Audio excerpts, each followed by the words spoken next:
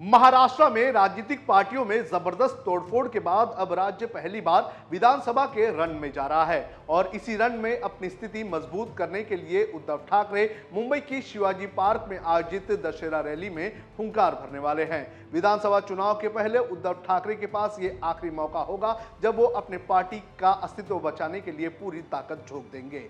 कहा जा रहा है कि उद्धव ठाकरे इस दशहरा रैली में पिछले 2.5 साल के सारे मुद्दे जनता के सामने रखने वाले हैं। हम इस वीडियो में आपको बताएंगे कि उद्धव इस रैली में कौन कौन से मुद्दों के जरिए एकनाथ शिंदे और बीजेपी पर निशाना साधेंगे। नमस्कार, आप देख रहे हैं लोकमत हिंदी और मेरा नाम है सोनू कनौजिया।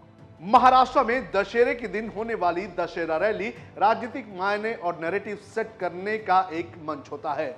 मुंबई में इसकी शुरुआत बाला साहेब ठाकरे की तरफ से की गई थी, लेकिन अब अलग अलग राजनीतिक पार्टियां अपने अपने तरीके से इसे ऑर्गेनाइज करती है।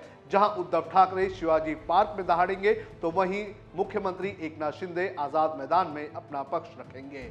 इस रैली में आरोप प्रत्यारोप का जबरदस्त दौर चलेगा और वहीं उद्धव ठाकरे इस रैली के जरिए अपनी पार्टी के टूटने का मुद्दा एक बार फिर से उठाएंगे। आपको बताते हैं कि कौन कौन से मुद्दे उद्धव ठाकरे इस रैली में उठा सकते हैं। सबसे पहले गद्दारी का मुद्दा। कहा जा रहा है कि उद्धव ठाकरे इस रैली में 2022 में एकनाथ शिंदे और उनके साथी विधायकों के बगावत का मुद्दा उठाएंगे। इस बगावत को गद्दारी का नाम देकर शिवसैनिकों को अपनी ओर आकर्षित करने का काम करेंगे। जब से शिवसेना टूटी है उसके बाद से ही उद्धव गुट एकनाथ शिंदे और उनके साथी विधायकों पर गद्दार का टैग लगाने का कोई भी मौका नहीं छोड़ रहे हैं। दूसरा मुद्दा है सिंपैथी का। इस दशहरा रैली में उद्धव एक बार फिर से एकनाथ शिंदे को गद्दार बताकर जनता से सिंपैथी हासिल करने की कोशिश करेंगे। पिछले लोकसभा चुनाव में उद्धव ठाकरे और शरद पवार के पार्टी टूटने की वजह से जो सिंपैथी उन्हें मिली है उसको लोकसभा चुनाव के बाद विधानसभा चुनाव में भी भुनाने की कोशिश की जाएगी और इसके लिए उद्धव ठाकरे के पास दशहरा रैली से अच्छा और कोई मंच नहीं है। तीसरा मुद्दा है शिवाजी महाराज का। उद्धव ठाकरे इस रैली में शिवाजी महाराज के मुद्दों को जोर जोर से उठाने की कोशिश करेंगे। जिस तरह से सिंधुदुर्ग में शिवाजी महाराज का पुतला तेज हवाओं के चलते गिर गया था और जिस पर भ्रष्टाचार के आरोप लगे थे, इसको लेकर उद्धव मोदी तक को आड़े हाथ में लेने का काम करेंगे। जब से शिवाजी महाराज का पुतला गिरा है तब से उद्धव ठाकरे या कांग्रेस या शरद पवार की एनसीपी ये एक नैरेटिव सेट करने की कोशिश कर रही है कि सरकार शिवाजी महाराज का नाम सिर्फ वोट लेने के लिए ही इस्तेमाल करती है।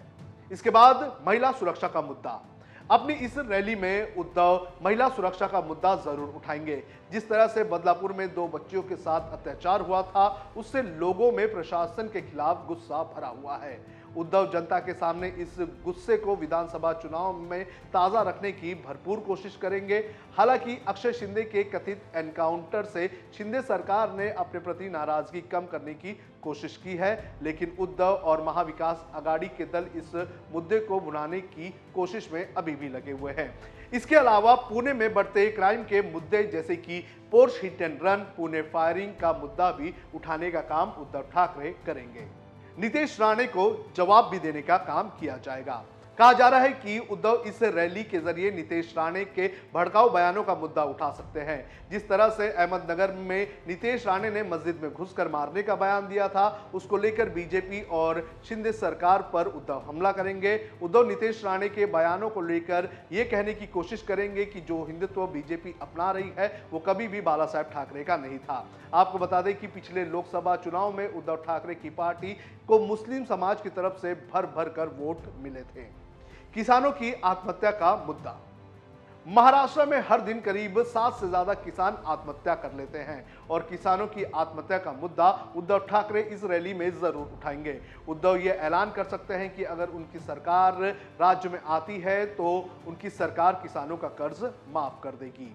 मुख्यमंत्री पद की दावेदारी। हरियाणा के चुनाव के नतीजों के बाद से ही महाराष्ट्र में कांग्रेस बैकफुट पर आ चुकी है और कांग्रेस को बैकफुट पर रखने की कोशिश उद्धव ठाकरे की तरफ से शिवाजी पार्क से भी की जाएगी। उद्धव शिवाजी पार्क से अपने मुख्यमंत्री पद की दावेदारी को और भी मजबूत करने की कोशिश जरूर करेंगे। तो ये कुछ ऐसे मुद्दे हैं जो उद्धव ठाकरे कल होने वाले दशहरा रैली में लोगों के सामने रख सकते हैं। आपको क्या लगता है कि इसके अलावा और कौन कौन से ऐसे मुद्दे हैं जो उद्धव ठाकरे इस रैली में इस्तेमाल करेंगे और उठाएंगे? आप हमें कमेंट करके जरूर बताएं।